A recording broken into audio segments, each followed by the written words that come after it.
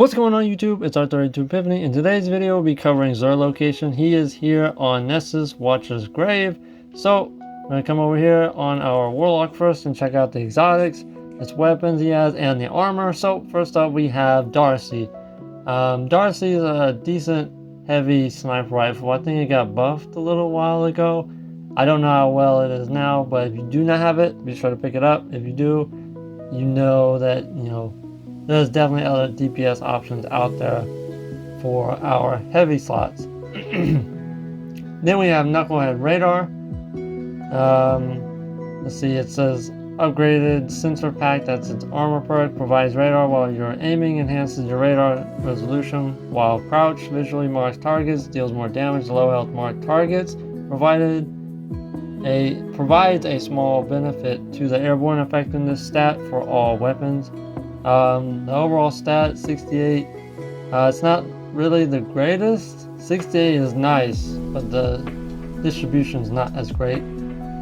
Then we have an insurmountable skull fort, 6-3 or stab roll, arc melee AC. It's got a nice recovery and nice strength, especially. And then you have mobility. So this could be a PvP roll, possibly, because I like that mobility. You got the recovery and then you have the strength, and this is kind of a strength exotic, so there's that. Then we have Crown of Tempest, one of the best Arc Warlock exotics in the game, I'd say. One of them. I didn't say it was, but it is one of them. Let's see, we got a 66 over stat roll. The strength is alright. Mobility, yeah, this is not a crazy pickup, but if you do not have this exotic or either of these three, be sure to pick them up. Okay, let's get into the weapons. So first up we have False Promises, Auto Rifle, Threat Detector, Eye of the Storm, Armor Piercing, Small Bore. This is actually a nice PvP roll. It's a high impact frame.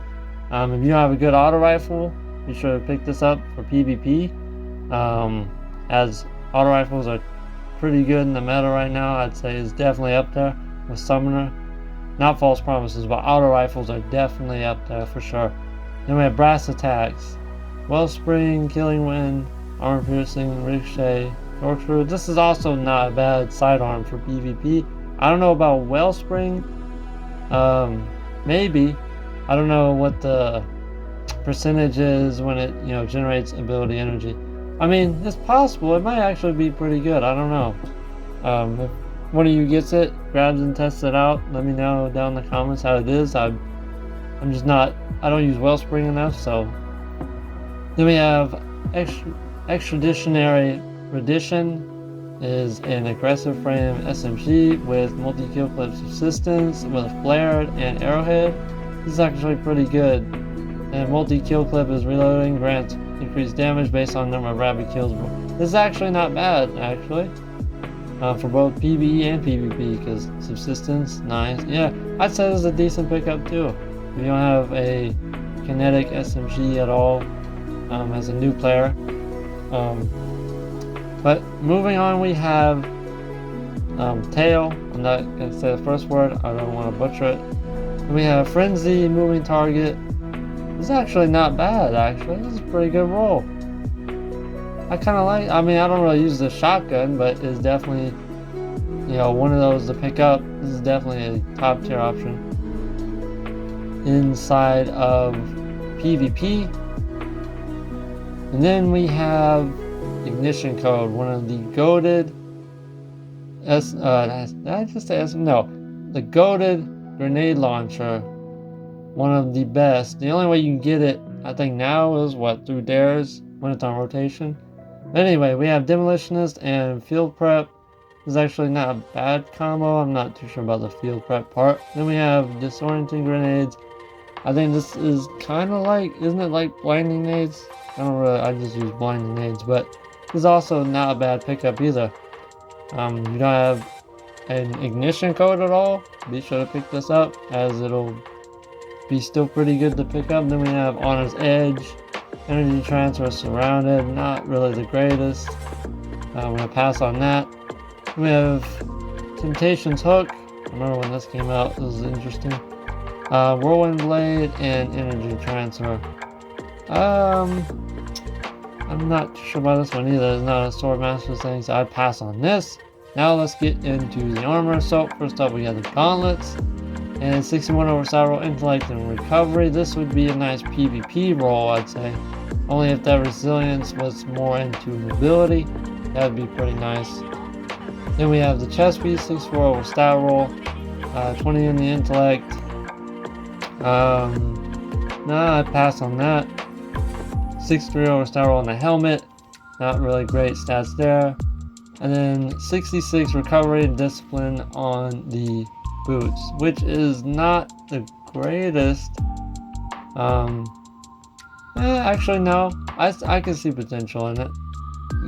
Speccing some mobility mods in there, I think it'd be nice. That or intellect, whichever of you're choosing. And then lastly we have Hawkmoon with moving target, combat grip, alloy mag, and fluted. As always, it's alloy and fluted, I think. I'm not too sure about that one, but this one is not that bad. It was definitely the one that from last week was much better.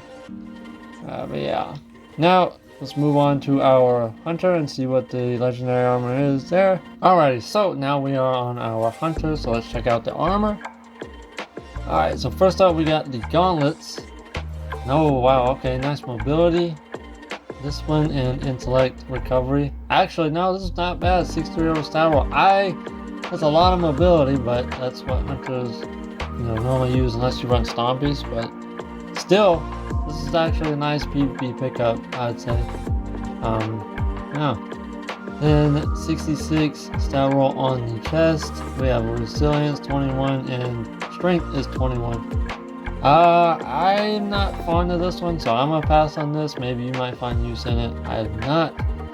Then we have on the helmet 65 on stat roll, 20 in the strength, and 21 in the resilience. Yeah, I mean technically the chest piece and the helmet are mainly not quite the same. Just the chest piece has one strength in it more than the helmet, but you want to make a resilient strings build on hunter, there you go. That'll be a pickup, and then boom, here is a beautiful PvP roll right here. Even though it's 64 over stat roll, that's still pretty good, but that nice mobility, recovery, and the intellect. So it's at our energy 1 right now, so that recovery, by the time you get it, masterwork, it'll be at 20. Intellect's already at 20, which is very good. And then if you slap on like a mobility, that will definitely put that up in the 20s too. So this could be a nice way of getting those stats that you want. So that is pretty much it on that. So now we're gonna hop on our Titan lastly to look at the armor he has for us there. Alright, and lastly we are on our Titan. So for the armor, first up we have the gauntlets. 63 over stat roll, 19 in intellect, 15 in recovery. This is not too bad, it's also not the greatest. Actually, it might be PvP worthy, possibly. Not bad. Then we have 66 over stat roll on chest. This is also not a bad roll, 66 over stat roll, but the stats I'm unsure about. As I'll leave that up to you to decide if you want to pick this up. I don't know, I'm just unsure about that one. Then 65 over stat roll on the helmet.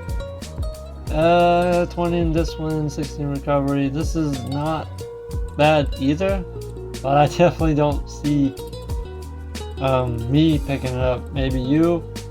Yeah, I'm not too fond of it either. And then 68 over stat roll, nice 68, but mobility, actually, you know what? That's not bad either. Not just looking at it, because looking at the stats, my bad. When you upgrade it, the mobility be in the 20s, recovery will not be in the 20s and whatnot. But honestly, it's not too bad actually. I mean, sucks that the stats, you know, it's a 68, but it's, you know, the stats are not fully there. Yeah, so that is pretty much it for each character on Xur. Xur is then again located on Nessus, Watcher's Grave. Yeah, I just released a video, a new build video covering a Hunter Omni with the Monarch, which will be nice for In the Light when it drops this Tuesday. I want to make a quick clarification I didn't make in that video.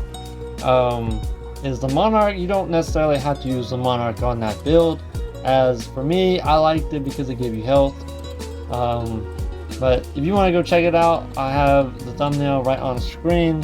It'll also be linked down in the description below, along with some other videos by me. If you want to check those out, feel free.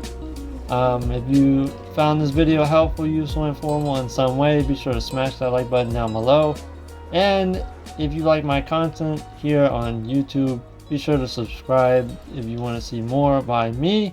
And with that being said, this is R32 Epiphany, and I'll catch you next one, Guardians.